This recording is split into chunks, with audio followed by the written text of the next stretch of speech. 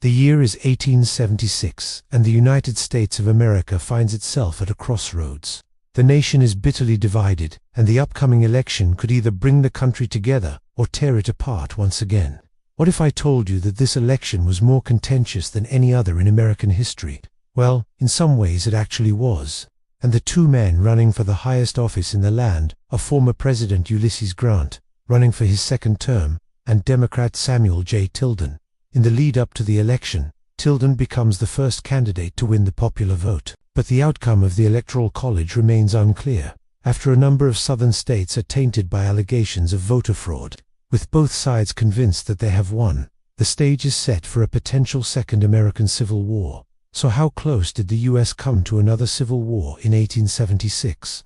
Following 4 years of bloody civil war, the United States had finally managed to preserve itself.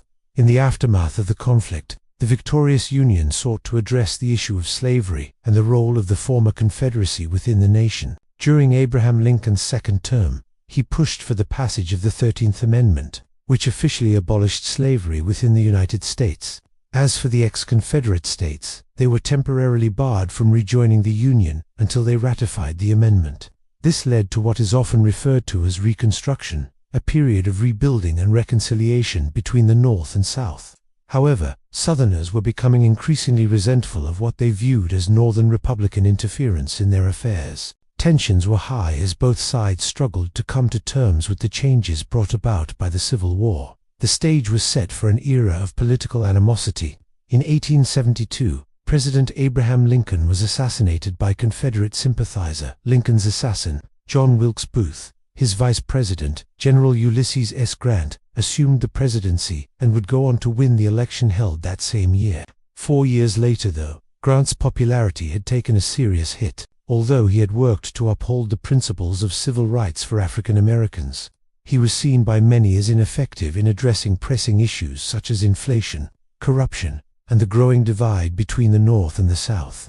With Grant unable to bridge the political divide, two new candidates emerged: Democrats Samuel J. Tilden and Republican Rutherford B. Hayes. Tilden, a former New York governor, campaigned on a platform of restoring states' rights and limiting federal intervention in the affairs of the southern states. Hayes, on the other hand, advocated for continued federal involvement in order to protect the rights of newly emancipated African Americans. As election day approached, the nation became increasingly polarized. Tilden won the popular vote, but the outcome of the election hinged on a handful of disputed electoral votes from southern states, namely Louisiana, Florida, and South Carolina. Each state's delegation had sent 2 sets of electoral votes to Washington, D.C., with each set backing a different candidate. With the fate of the election hanging in the balance, it fell to Congress to determine which set of votes should be accepted. Democrats controlled the House of Representatives, and Republicans dominated the Senate. This meant that the decision ultimately came down to a special electoral commission created to resolve the dispute. Party leaders from both sides were selected to serve on the commission, along with 3 Supreme Court justices. Ultimately, the commission deadlocked along party lines, leaving the matter unresolved. This impasse resulted in a constitutional crisis. With neither candidate able to claim victory, there was a real danger that the country could descend into chaos and violence. Each side believed that their candidate had won, and both were prepared to fight for their respective causes. In the South, white Democrats were furious over Republican interference in their region and the prospect of continued federal intervention. Meanwhile, in the North, Republicans were equally determined to protect the rights of African Americans and preserve the Union. Adding fuel to the fire was the assassination of Republican President James A. Garfield by a mentally unstable office seeker. The incident inflamed passions and deepened the political divide between the 2 sections of the country.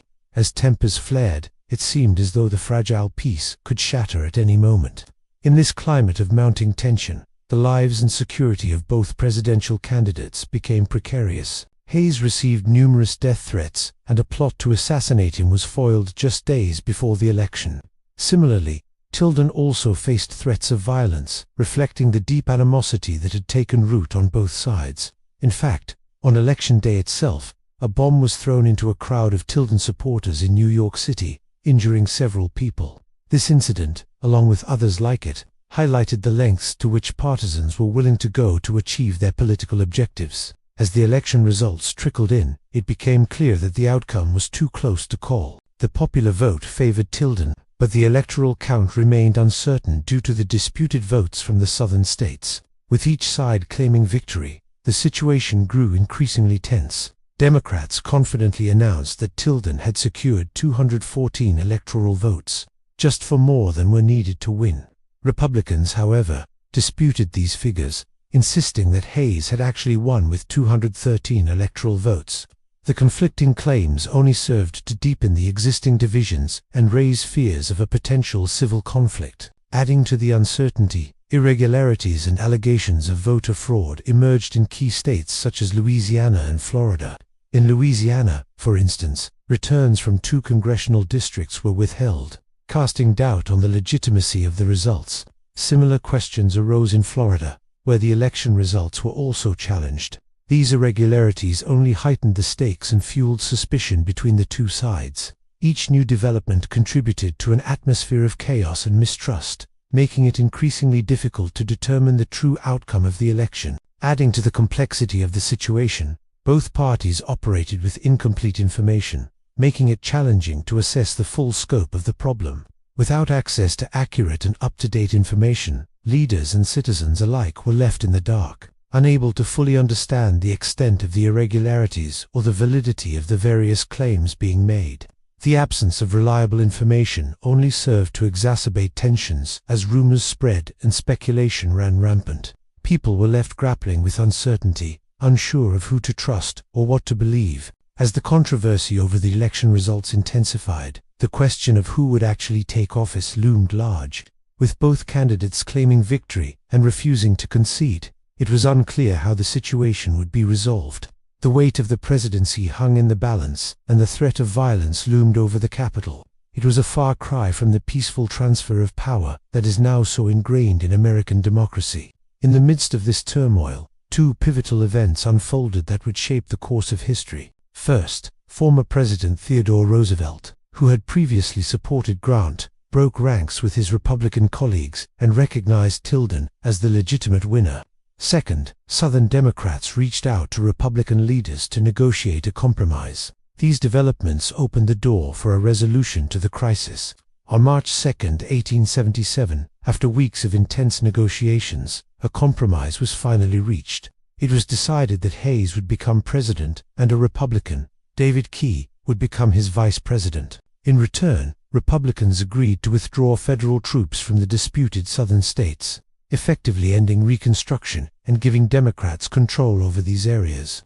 While this compromise resolved the immediate crisis, it also had profound implications for the future of the nation. The withdrawal of federal troops from the South allowed white Southerners to quickly implement Jim Crow laws that enforced racial segregation and disenfranchisement. This marked the beginning of a long and painful struggle for civil rights that would continue for decades. As for Hayes, his presidency was overshadowed by the controversy surrounding his election, and he was unable to make significant progress on most of his policy goals. The nation remained deeply divided, and the wounds of the Civil War continued to fester. In conclusion, the election of 1876 stands out as a pivotal moment in American history, bringing the nation to the brink of another civil war. The bitterly divided electorate, coupled with the disputed election results and simmering resentment from the recent Civil War, created a tinderbox of discontent. Tensions escalated as each side claimed victory and refused to back down, threatening to plunge the country into chaos and violence. The personal security of both candidates was jeopardized by the rising animosity, highlighting the depth of the political divide. While the eventual compromise averted a civil conflict, it came at a great cost, paving the way for Jim Crow laws and decades of struggle for civil rights. The election of 1876 serves as a stark reminder of the fragility of democracy and the importance of upholding the peaceful transfer of power. It was a hard-won lesson that has shaped the course of American history. So how close did the US come to another civil war in 1876? Pretty darn close. Thanks for watching.